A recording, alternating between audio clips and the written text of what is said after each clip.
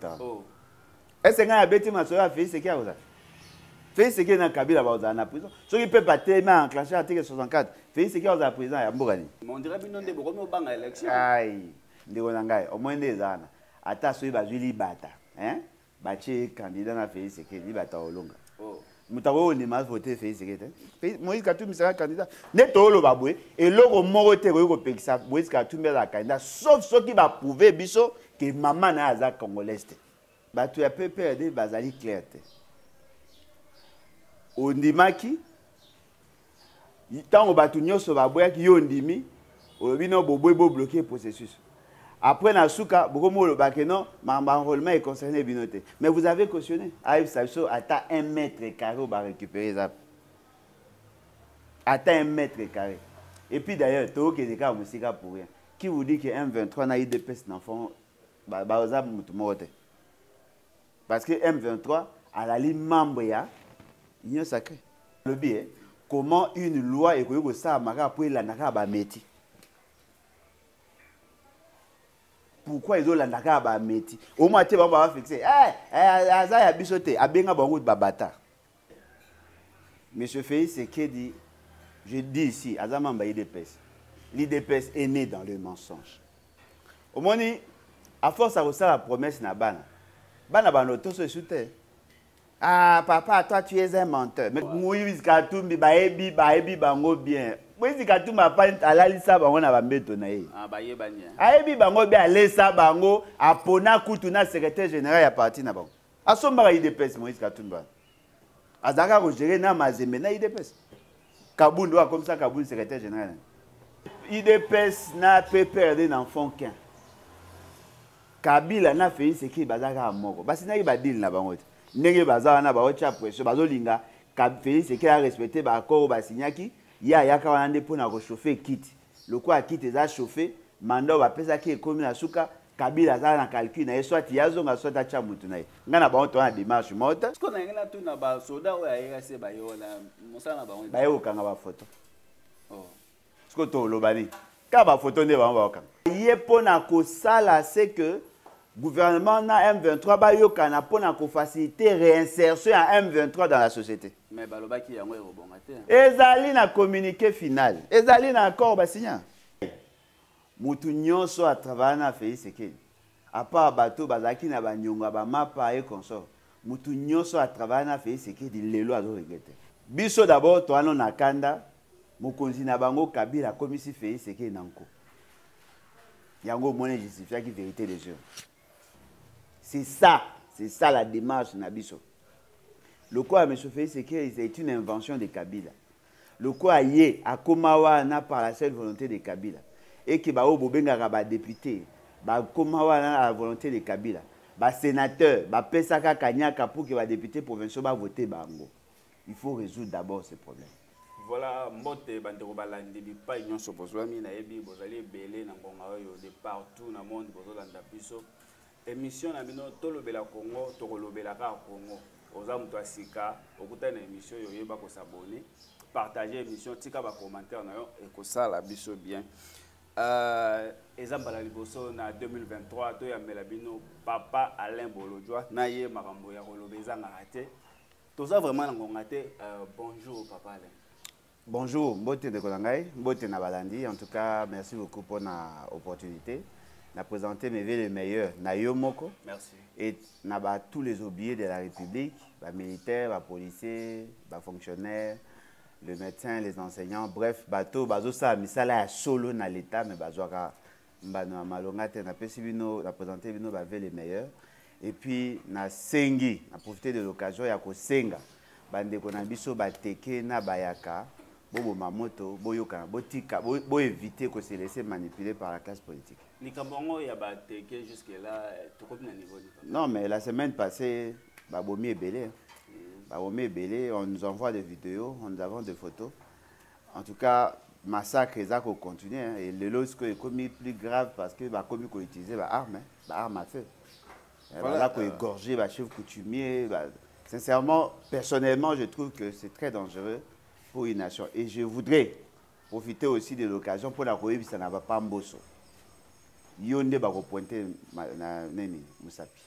parce que yo ndo za nkumukuna yo poza ko assumer fonction d'état bato bakobi ko kanisa le quoi yo oza pour les bayaka contre les bateke apparemment bato grand bande on dirait ba occuper dossier en peut-être te bazo occuper pour ba on est baza derrière ah bon baza derrière ce sont eux qui sont à la base de ça un petit dossier pour qu'on résoudre facilement c'est pas normal. Bande on a besoin vraiment bakufela nini parce que depuis babandi ko bundo on dirait solution vraiment bien zozo ezaki ka stratégie ya bateau ya pouvoir baza na posa ya koluka électorat bitumba na bango ba ino kana électorat ya liboso ba chef coutumier o baza ya bateke place mabele place bazaki na kwa moto basengaki na bato yo baza ko exploiter na mboka na bango basengaki te basengaka ke bafuta bango quelque chose bato wana na ba chef coutumier bayokanaki te bakomi na niveau ya police ya justice est tranché dossier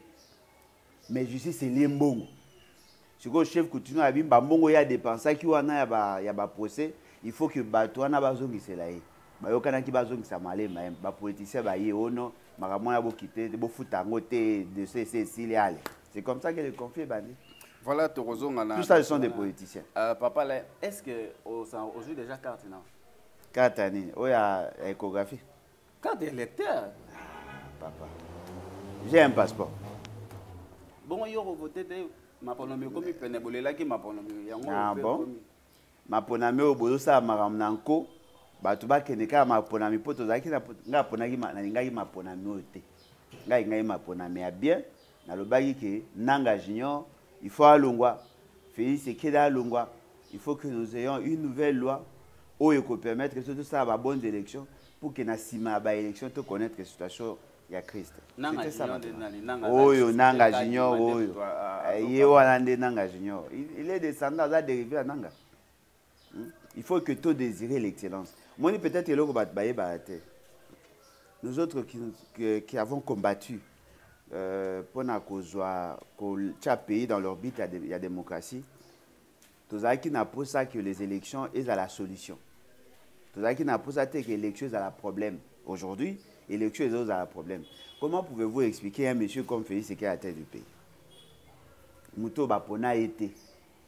Kaka Kabila Fandi Atali, à mon place à Oboga Bokonité, à Zui, à Koboga na foule, à Koboga. Ce n'est pas normal. Il faut que le peuple apona Muto ya lingi. C'est ça la démarche Nabiso. Le quoi, M. Félix, c'est une invention de Kabila. Le quoi yé à Komawa n'a par la seule volonté de Kabila et que ba obobenga ba député ba Komawa n'a la volonté de Kabila ba sénateur ba pesaka kanyaka pour que ba député provinciaux ba voter bango. Il faut résoudre d'abord ces problèmes. Tant qu'on ne le fera pas, ne comptez pas sur moi pour venir cautionner une élection où mutu azako kambaseni aye na ndenge ya kanza na ndenge ya yauli aye na ndenge ya kanyaka. Mais vous voulez quand même vous entêter à aller à ces élections. Je ne suis pas preneur. On a chambardé la Cour constitutionnelle. Alors dites-moi, vous voulez avoir quel type d'élection? La raison où vous tenir, c'est la raison où peut perdre et le dit que on peut pas s'enrôler, il faut revoir loi électorale, revoir bureau académique, constitutionnel y compris. Pourquoi pas continuer parce que tout le monde on dirait on dirait bien on devrait au banc à l'élection. Aïe, ndeko nangai, au moins des années. Ata soyi bazuli bata, hein? Bache candidat na Félix Sekedi bata olonga. Oh. Mutako on demande voter Félix Sekedi.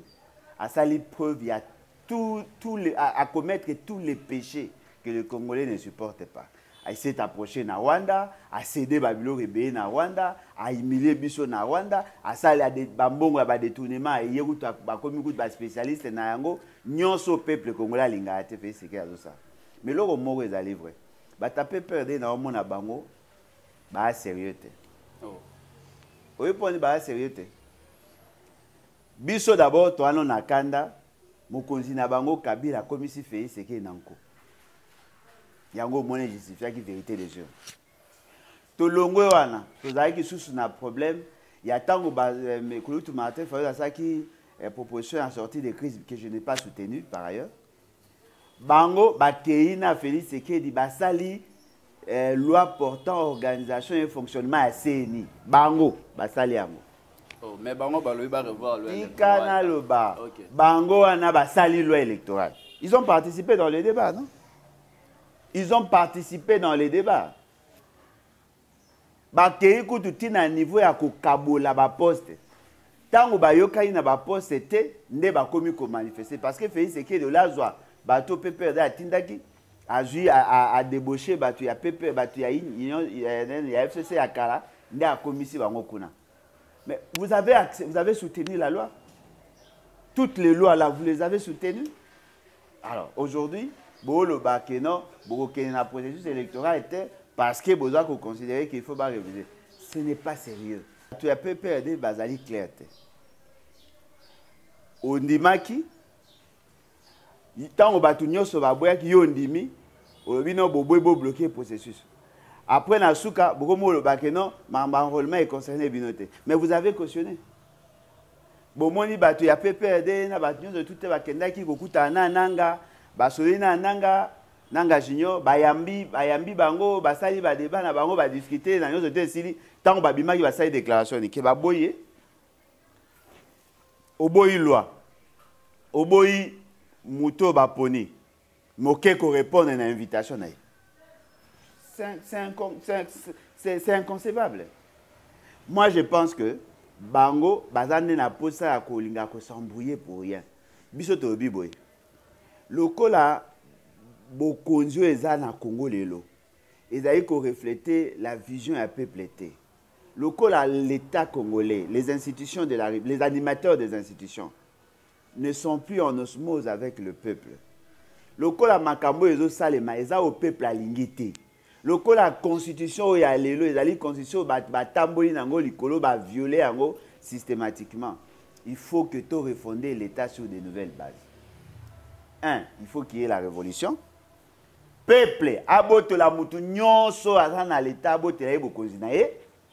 Deuxième étape, peuple a convoqué congrès fondateur. To proposer une nouvelle constitution oyo kopesa biso ba institution légitime à partir de l'élection Torosala. Ça c'est notre démarche et nous l'avons dit depuis le 10 janvier 2019. Wana nyo César pour la bakbalobi. Faut bozo luka manigance pour que na dialogue boka bola ba poste pour la bo préparer ba élection parce que bozo ndeko nangai mutu nyonso a travailler na Félix Sekedi à part bato bazaki na banyonga ba mapa et consort mutu nyonso a travailler na Félix Sekedi lelo azo regretter ko tokozonga na makambo bino bo déclarer wana tika parce que bino banani biso kaka le bal de to déclarer PPRD est avec Félix Sekedi. Non, nazo sabino. IDPS na PPRD n'en font qu'un. Kabila na Félix Sekedi bazaka moko. Basi na ba deal na bango. Ndenge bazaka na ba ocha pression bazolinga Félix Sekedi a respecté ba accord ba signaki ya yaka wana nde pona ko chauffer kit. Le quoi kit eza chauffer mando ba pesa ki ekomi na suka Kabila za na calcul na soit yazo nga soit acha mutu na ye. Nga na ba on na démarche mota. Nga zo ba bino makambo ya vision ya peuple. Il faut qu'on casser et là il y a violation systématique de la constitution. To refonder l'État sur de nouvelles bases. C'est ça notre vision.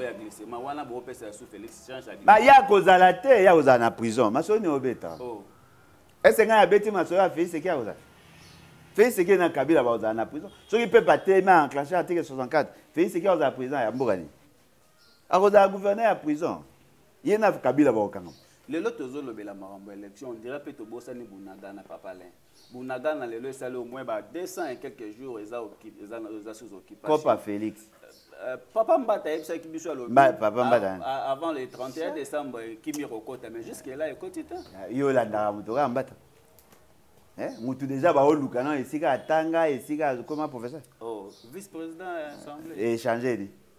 Bango pona ko sa ba fo diplôme ba sagaje na habite professeur à l'université. Ezalaka we mukoba o découvrir que ça le kutabaleli pe kaka. Moi je ne peux pas perdre mon temps à croire à batoka bambata. Parce que sa parole ne vaut absolument rien.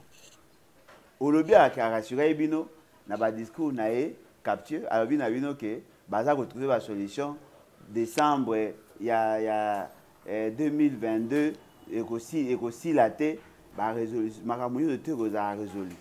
L'autre en janvier. Voilà. à 1 mètre carré, on va récupérer ça.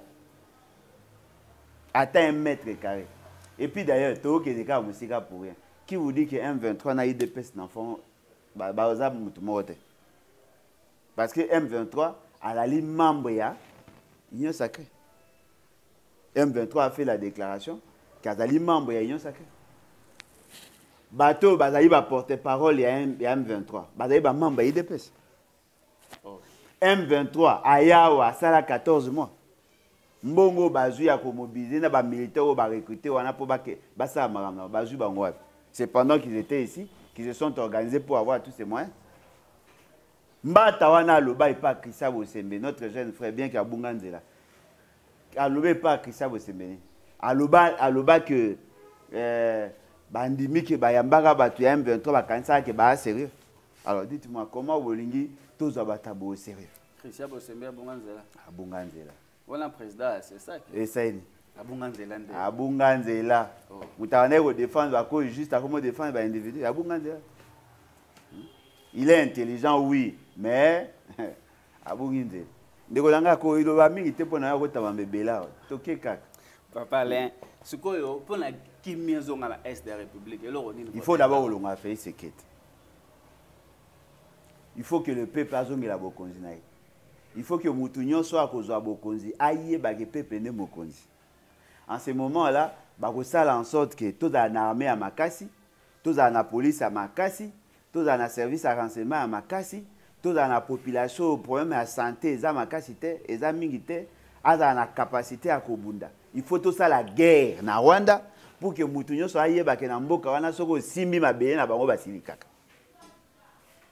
Yoso mona wapi bokonzi ata bokonzi achana ata bokonzi bana liyo bana bitendi ata bokonzi ya masano ata bokonzi desani mais yoso mona wapi mutawo bunisa bino yobi papa ozobo musabiso ndenge zawana toyebi ki ozana bato oyeba ina bato belé o ba ko sunga yo ozwa obanda ko exploiter ressources pa na biso kende ko luka bango oya na bango pa na biso babanda ko exploiter ba ressources na biso en ce moment là yo ko tia biso na kime yo so mona mboka nini tambola na raisonnement wana ce qu'on a ngela tu na ba soda o ya se ba yo la musana ba ba yo kanga ba photo oh ce que to lobani ka ba photo ne ba ba kanga ba ye ko bundate ba ye ko faire observer accord. Il y a cessé le feu signé entre le gouvernement congolais et les M23.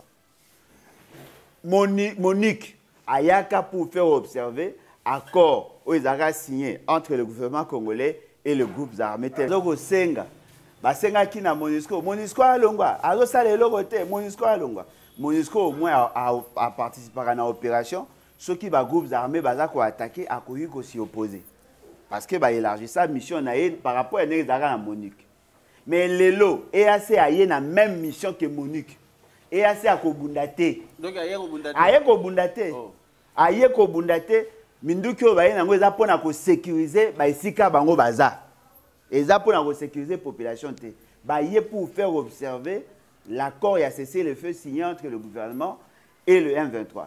Deuxième étape, ba yé pona ko sala c'est que gouvernement na M23 ba yokana pona ko faciliter réinsertion à M23 dans la société. Mais balobaki yango ebongate. Ezali na communiqué final. Ezali na accord ba signé. Ezali ba comment réinsertion ya M23. Ezali. Balobaki négociation makambo. Yo la ndara pays c'est que ta parole ne vaut rien ndeko. Sa parole vaut quoi? Balobi na kati ya potanga pe loko. Eza pe ba page beleta. Balobi boy. Bakondi, c'est-à-dire le président de la République a État wana. Ba sololi ba yokani, ba zui ba résolution et marabo il faut ba sal. Pour la réinsertion il y a M23.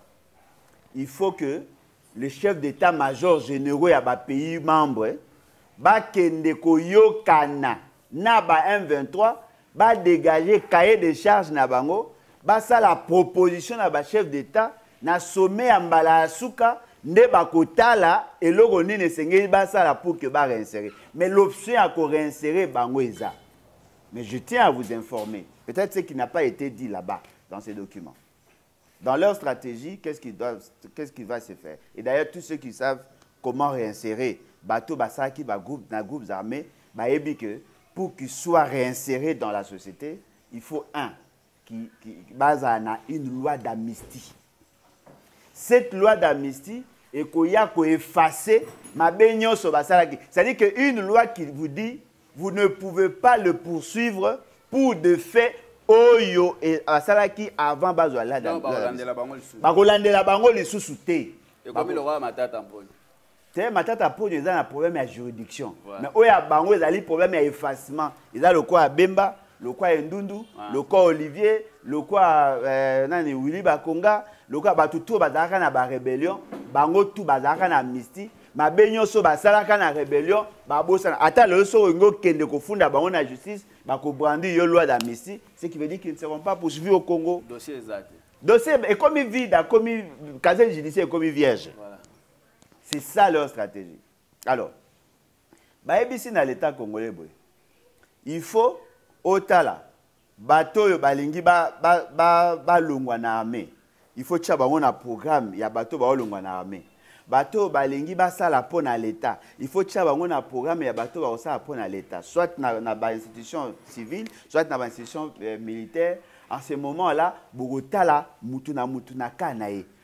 Ce qui l'État congolais a un moyen, il y a que ça la makamunyo soit naté. EAC a cause dossier à un niveau international que Lukabato va financer. C'est ça ce qui est écrit dans français facile. Tu vois, même pas document. Donc, rôle na bango ba yero sala ya wana. Mais bango ba yero wana ba osa rôle ya Monique. Voilà. 1999, 2000, c'est ça la mission na bango. Ba yeko bundate. Et là, on fait boyer ba ezali boy. Na accord na bango ba signé. M23 a kozonga na sima. Ma kozonga na sima ka na Congo akobima Congo te. Akotika na Congo. Et si quand l'État lobi na bango ba bima ba Kiwanja ba Bunagana ba mboka yo tout ba zali même masisi o bazozo asikoyo. Ceux qui ba bimi EAC akoya ko gérer mboka na team ko le processus ya réinsertion ya réintégration na bango ekosila ndesiko à partir wana EAC a commis ko préparer kolongwa. Dites-moi, c'est pratiquement les mêmes réalités que ce que nous avons connu en l'an 2000, non? Ce sont les mêmes réalités.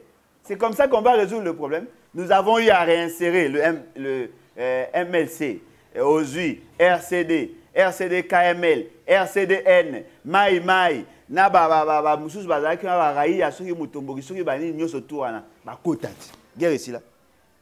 La meilleure manière, Yako, mais ma peine en boca, c'est la justice. Bon, mais quand on imagine, Nafandi Boué, Moutumoga ya Abomi, Ndekonanga. Mutango abomi Ndekonanga na contre rébellion. Na kanga image na ebi kombo na e baboma Ndekonanga. Paf yo l'état yo décidé obi OK, à partir à lelo ngai na ko poursuivre sous mouton na mabenyo de ça. Mais mabe asalanga. Mais yo limbisi. Pona zo aminduki na boma e sengani. Ce qui fait que bato baza ko yebate, le fait c'est que tozo limbisa bato ba osala mabe. Bazo pauvre, ezako ça et comme quoi fertilisant, ezako pousser ce que bato mususu ba sala kayango. Pendant que ba négocier na M23. Bato ya ba Codeco, ba ADF, ba e consort, ba komi ko boma. Oui ba boma po ani. Ba to boma 272 personnes. Boyo kaketi. Ba boma po ani. Ba ebisa gouvernement, ba ebisa gouvernement. Tala, ce qu'on occupé car bateau on occupé bisoté to la chose que to boma bateau au moins que bisoté to a danger. Donc ceux qui va lander li ba M23 te ba tout mususu pe ba continuer ba boma po ba ebi que ceux qui va bomi l'état congolais ko benga bango à côté sa bango a effacé. Mais ba longo li pe embargo notification pe longo. Pour la ligne te ba kenda ka mbala moko na bi. Ah, ndeko langa ti lelo ebi ka ba taper c'est que te. Ndeolangai na lobi la politique ya salité ya mbindo ya salité ya mbindo na lobi tous apenda sérieux budget pe mati baba papa atikanga na loba basomba minduki ti babe bandai koyati ba boinde koma na Congo parce que bongaki ba notifier ba service à sécurité le département ya conseil de sécurité en charge ya vente d'armes. Minduki on déjà to futati. Pour elongwa kune ya essayer de futa ba mo yo. Ya ba sombati. Eye? Eyat. Po ezaki na nzela oyo ekakemi kuna moye ekoma te po bapekisi ekoma sikoyo baautorize ekoma eyat tokeye kutu mosika te bapekisaka biso kosomba teni babuti ya bamilitaire bapekisa biso kosomba soda na buti nano beta na otu tokuta soda ata na wenza azosomba buti atombola oso omwana na ote policier o soda alati teni na ketch au moins te botina so de tengama au moins non te wana pe ba pekisa biso to somba ta na zo sabino monsieur Félix c'est que na batu na batu ba uti na IDPS c'est un ADN et un mensonge. Qui vous dit qu'on ne pouvait pas acheter les armes? Qui vous a dit ça? Qui vous a dit qu'on ne pouvait pas acheter les armes? Mais il y a certaines armes où il y a d'autres qu'on pouvait acheter. Et puis d'ailleurs, je vous dis, la police a somba bandu mais les policiers ont mundu quitté. Bon, éviter la police, moi je mundu que vous avez la position. Ceux qui ont 5, 4, 3 ou 2 moutés ça, monsieur on est koufa. Nazo bisa. Et koufa. Et mon abord de ceux qui ont kuluna ba déranger ba mouté ba kimak. Mundu que mi ça la raté. Et puis au-delà de ça. Ata soki to somi minduki nyonso to bunda contre nani parce que banguna na biso M23 ba na sim baninga na biso EAC ba na 4-4 to bunda contre nani po zone tampon bazo créer wana l'état congolais n'a pas le droit ya kokota ya kosala ba opération M23 n'a pas le droit à kokota et dans les zones neutreté dans les zones tampon c'est-à-dire que entre deux forces ba force mon na 4-4 pour que ba imposer paix d'après bango. L'État congolais n'aura plus la maîtrise de cet espace. Et d'ailleurs, Baobaki Nabino qui na Kibumba et Kouéate, Kibumba ezali na maboko ya gouvernement. Après que Baobaki sous M23 abima, Kumisi bino ak M23 abimité. M23 abimité, M23 abimé sika maote. Et ça la question moko bato ba retourna nga balobi tourner la biso nano papa Alain balo. Est-ce que président de la République, aza président oyo atikalika na ba promesse to pe président moko azo passer na ba action parce que makambo ya promettre bato est-ce que za na équipe moko vraiment ba ko makambo ya promettre bato pour na ba rappeler Nicolas Koya Ndeko ngai monsieur Félix Sekedi je dis ici azamamba IDPS l'IDPS est né dans le mensonge au moni à force à ça la promesse na bana banoto se soute ah papa toi tu es un menteur mais quand on imagine moi on a besoin menteur biso kutu baboti tozalaka soko ye eh papa tu vas m'acheter un vélo hein un vélo ah on va voir quand je dis on va voir c'est déjà une promesse mais ce n'est pas une promesse ferme c'est-à-dire que ça peut ou n'est pas on va voir c'est-à-dire que ça peut ou n'est pas le cola tellement que bato lokuta pour IDPS na autour babota ma lokuta tellement que lokuta les kabango bazali capable ya kokosa même meloko ayebi ka wo sate ministère mo galoba azo mutazo ebisa mwasi na ye na kosombela yo ola loba ke na kosombela onda kuna Paris abi na kosombela o Paris na lopango c'est-à-dire que tellement za mutalokuta cerveau eza ko loba makambo mususu mais en réalité mutemelo ba makambo yango mo makambo ebele échangeaka wana eza musicien abino mamba fait secret.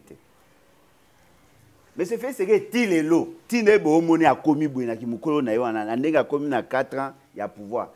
Tilelo a yebi ba compétence na été. Tilelo a yebité.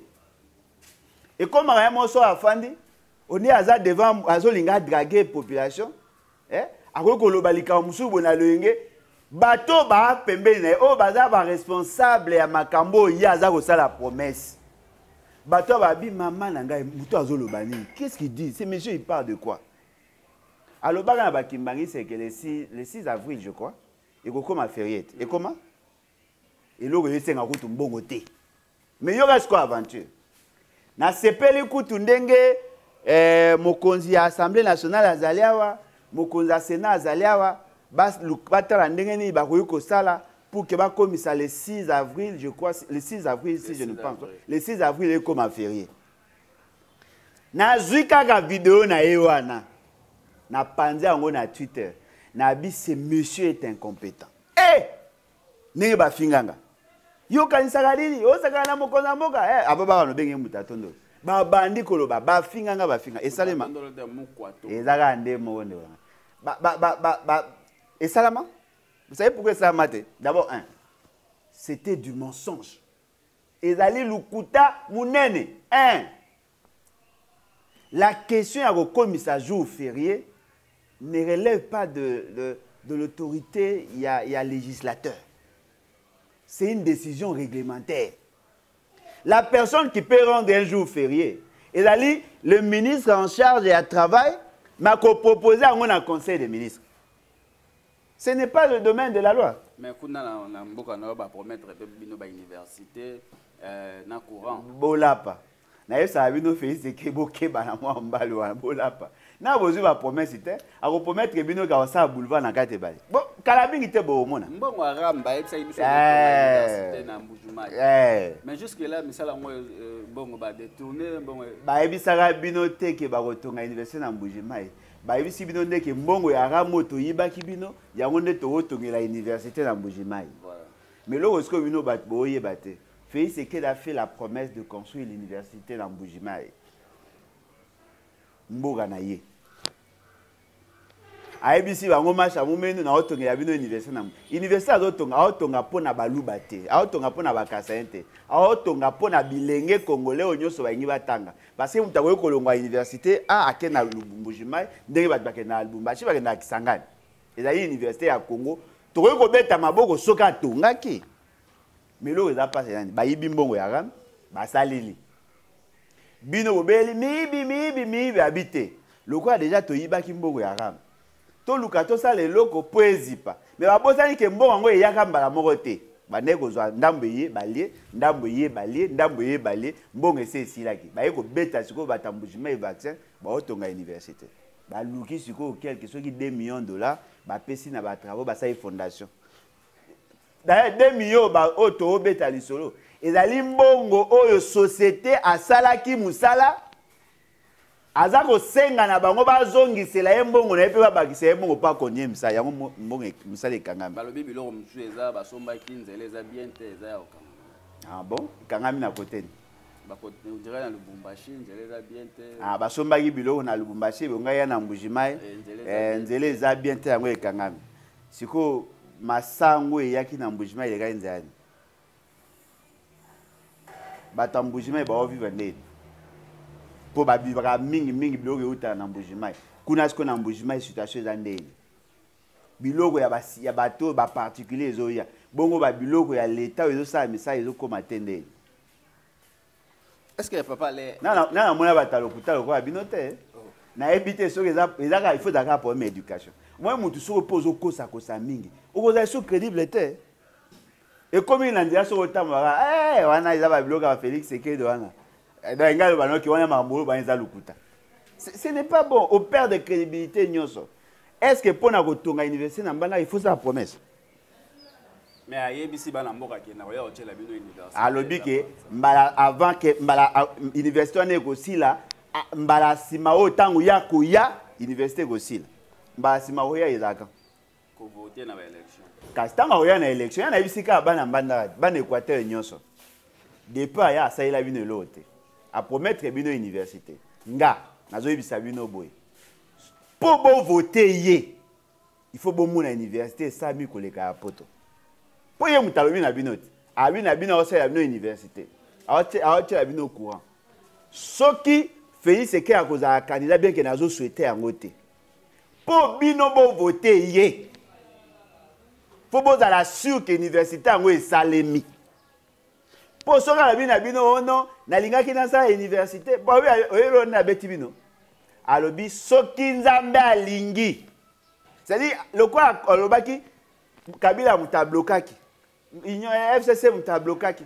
Fayulu mutablokaki. Muzitu mutablokaki. Basango mutablokaki. Ba chef coutumier mutablokaki. Milimo mutablokaki. Peuple mutablokaki. Atangi mindele ne ba bloquer. Wanda mutabloquer. Asuki siko na sukabi. Nzambe soki nzambe alingi. C'est-à-dire que soki samite. Eza faute na ete eza faute nzambe.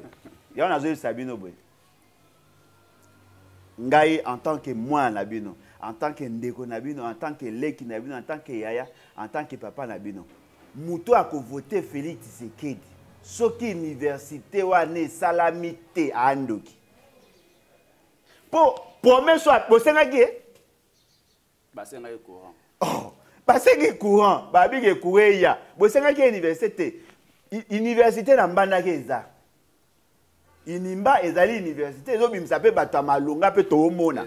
Ya bato mayele pe médecin azo soigner avocat tout toomona pe. Inimba eza na posa botongela ata bobongisela ata bâtiment au salité. Boza ata na mwa imbondo na bino bolambaki ata ekotaki misunité bozolia ayebisi bino ne obobwaka ayela bino ngombe. Ti sikoyo attaque au ministère en charge d'infrastructure. Abanata ko sala croquis. Ezate. Ata ba no luka isika mbongo ekozwa. Ezate. Bino kutu mbongo ezate croquis ezate. Mais université ya mboka Mbujimai. Croquis eza mbongo pe ba bi pe ezalaki atongite. Akotonga ya bino. Voilà mesdames et messieurs. Na mwa mutaokisa mboka soni loka fe sekete. Eza soni penza. Ekomi nakoza ekomi nyali. Koza mokozi na mboko ekomi soni. C'est-à-dire que oleki walo bakaliboso boboli ko nani bomboko buka lokuta ekomi lo fe iseke buka lokuta. Personne ne le respecte. Koloba babisa academia yangwane ye. Eza wapi? Eza wapi? Osomona na baba. Yaki déjà. Ah, ezala keza babisa transcode ba couleur. Eza wapi? Ezala déjà obeye koya. O eye ndambo babi na bino eye wana. Eza wapi? Bio kuti ya bato ba gestionnaire kuti ba ata na bikite. C'est que dans la volonté à kosala misala. Ndeko na ngai. Ndeko na ngai. Ndeko na ngai. Wana ozobeta masoya ya spiritualité. Ndenge tozawa mutu nyonso azaka na volonté. Ngai wana zawa na volonté kosunga bana ngaba kenda classe partout esika balingite. Na goti na sombela bango ata ba mituka, na sombela bango ba avion, balalaka na château, na sale yango. La volonté ne suffit pas. On va apprécier quelqu'un par rapport à la volonté. Olamuki na tongo moi c'est ego sengo mbongo papa bana kuna na balete photo ça bango ti maman na volonté bana ba olia volonté non il faut y ba pe lozo lo ba ce qui fait c'est que a prometa ki université na mbanda raté et ki atindi ba sima ba mabanga kuna penzele za okangama te ce qui na Mbujimai nzele za okangama mais na mbanda e ba lezali mabanga mas junior tu ezali zelo tinda sima tinda mabende tinda batol tinda nini ba maso ya malonga bazali ba architecte malonga baza aziani yemta na volonté.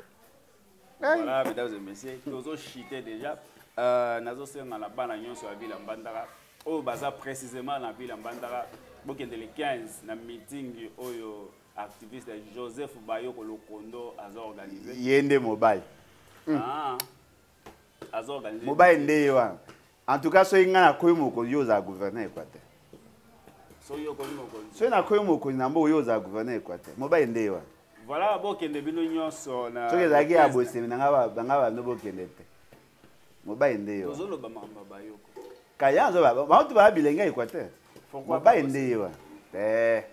Bosemi akomi na solo ya azako akomi na pembe na face sekete.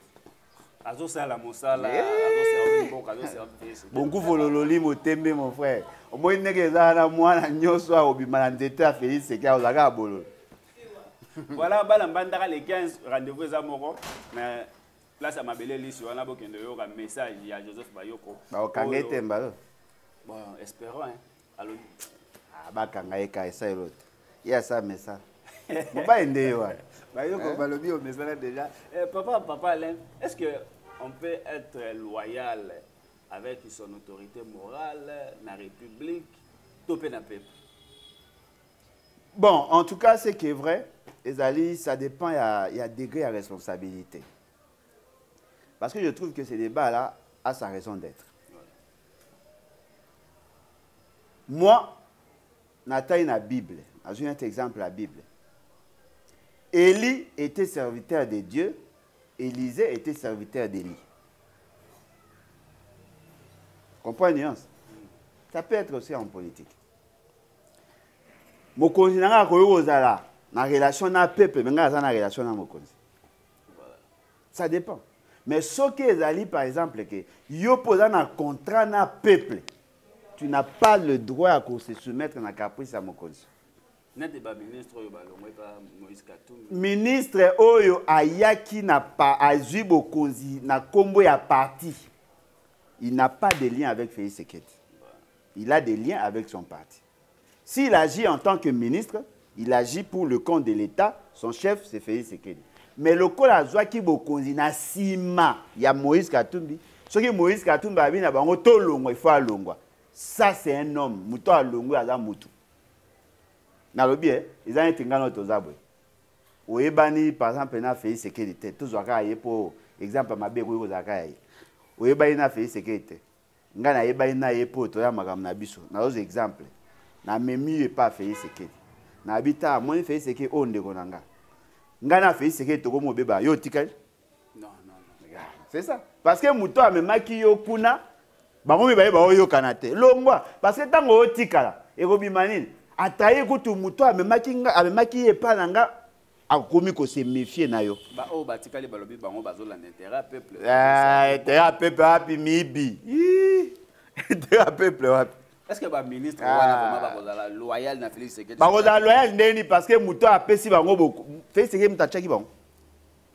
Muto apesi yo net ngana ya zabwe. Ngana boyo za chemin to ça na chaîne na TV. Ngana obo net zabwe to na ba difficulté ambo. Na pesi ka exemple. Il est exemple mais amabe. Ndeko nona ne bosembe.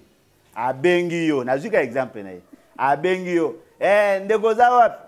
Yaka apesi yo kope moko boye na sima bosembe ko molia. Siko bosembe ana problème na ba maman oya Chantal Kanyembo e konso yo côté Chantal Kanyembo. Est-ce que vous avez un problème particulier na bosembe? Avec ça soni. Voilà bosembe aza fierté à Équateur.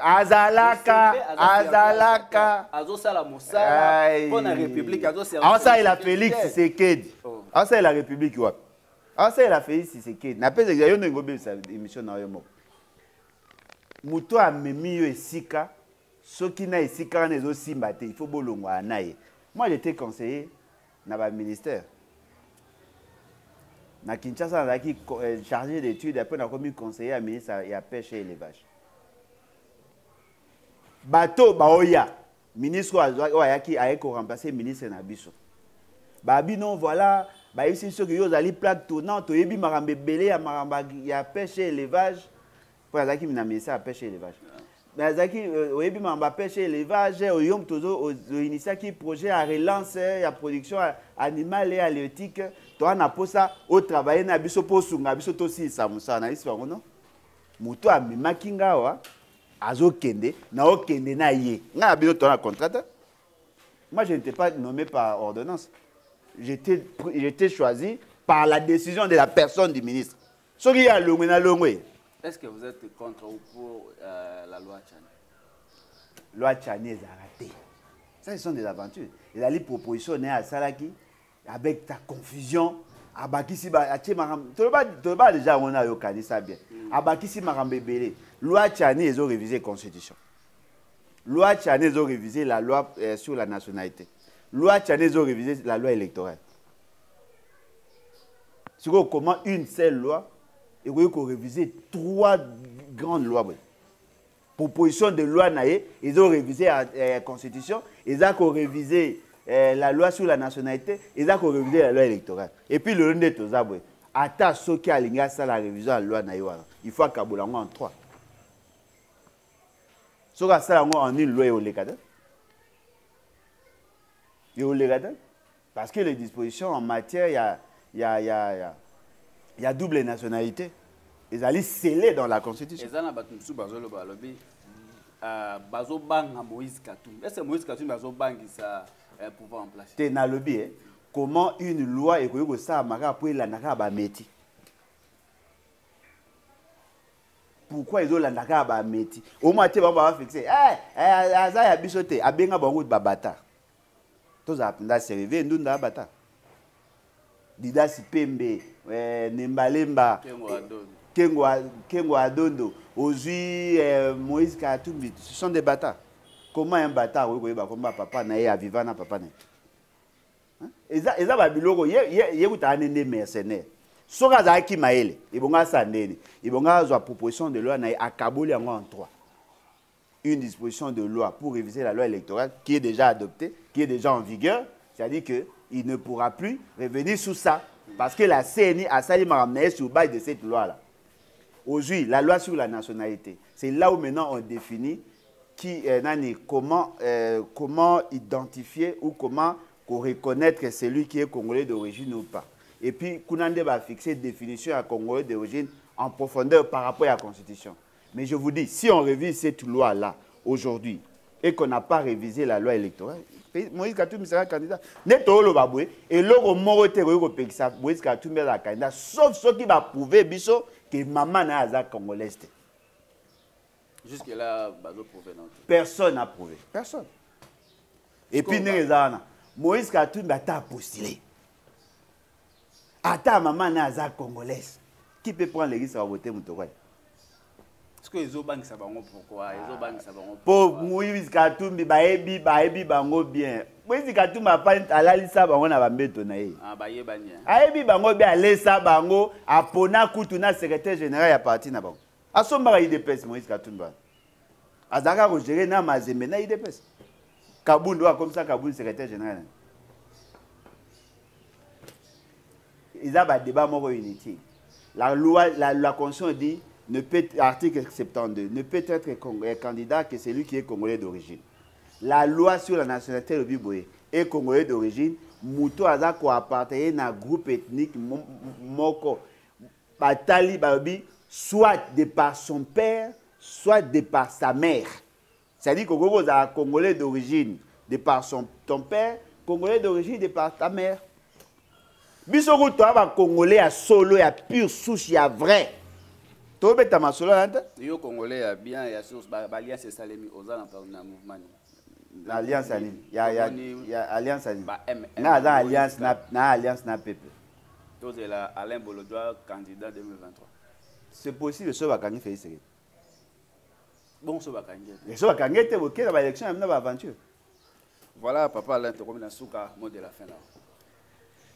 En tout cas, merci beaucoup pour l'opportunité. Tous ceux qui ont abandonné, chaque fois, vous s'abonner, vous partager, vous liker, vous s'arrêter, vous balinga. Merci beaucoup. Parce que dans beaucoup de misa ça bakaya misa te. Soko moni mutao débrouiller sunga epo soko tiki azongi akomi kuluna. Merci. Moi ba kuluna nyonso VIP bango baza kolia. Bakangaka ba kuluna o bazali ba téléphone ba bloga mike mais o yi ba bambonga ram baza na bango pena. Je voudrais assez que le Congolais partout ici ka bozali to combattre makambo esama kwa moto to décourager ba politiciens wana to boya discrimination to seng à ce que qui mezonga parce que situation wana eke mabe naza ko senga pe na ba congolais vivant dans la partie est beau perdre d'espoir te les égyptiens que vous voyez là ba fait c'est que ba mboso ba baati bango tuana to baka bango bisika bikaoki qui meko ya na mboka wana nous ferons la guerre contre le Rwanda mais à condition que tous les Congolais sont dans le même état d'esprit. Boya bo s'abonner, bo adhérer massivement dans les battes, les vont nous bâtissons. Bandeko bazaki na posta ya ko postuler consort. Je pense que total akaka ba intérêt na bisoté, total intérêt à peuple. Avoir de mauvaises élections qui vont nous amener dans une guerre civile, ça ne sera pas intéressant. Non, les battes sont postulés sous. Et ça va candidater. Ceux qui mutenga postuler na préfère na longa partie les battre. Natika bango ba postuler mais moi je ne peux pas encourager les gens à aller dans ces mauvaises élections. Bato ba oki ma bureau na obino za rawa biso bato ba sa dire. Non bureau toza sur place ça. Na croisement kimba o masikita. Et en attendant tozo luka siège na côté ya bangiringiri. Nous sommes là pour adhérer. Site na biso zali lebatinfo.net et puis ceux qui vous allez na posa kobenga biso na plus 243 81 250 28 51. Désirons la révolution. Tozongi ça contenu na zéro. Ceux qui machine et comme infecté na virus, ba réinstaller la logiciel. Tout ça là moi vous allez bien. Papa les un jeune moko activiste ya Équateur azo lancé meeting na le 15 janvier oyo na ville Mbandaka. Azo senga na bana Mbandaka ebele baya baya koyoka message leki na Joseph Bayoko message ni ko lancer pour na bana Mbandaka. Bon, moi je crois que Joseph a fait ses preuves. Il mérite d'être soutenu. Sincèrement, je le dis. Il mérite d'être soutenu. Il a fait ses preuves, il a combattu, il s'est battu pour nous tous. Et je crois que la seule chose que ça, il sera à soutenir. Si moi aujourd'hui je deviens président, il sera gouverneur. Voilà le message passé. Bana Mbandaka, bana Équateur, bana Sekli Wenji, bana Bongonde, Bokitara déjà. Le 15 wana na ville Mbandaka na espace ya mabele liste na Wenja Mbandaka 3 bozala wana ebele botonda wana ebele boyoka message au mwana mboka aye ko yebisa bino ekozala esengo pona bana Mbandaka balobi ba jeune nde bazobunda pona province wana ezo antombwa ekozala kitoko mingi. Merci na bino nyonso ba bolandi biso tina suka bo pesa merci na Murphy Mwangela na John le patron mutafilma film Jésus. Merci na bino nyonso ba boza partout na monde.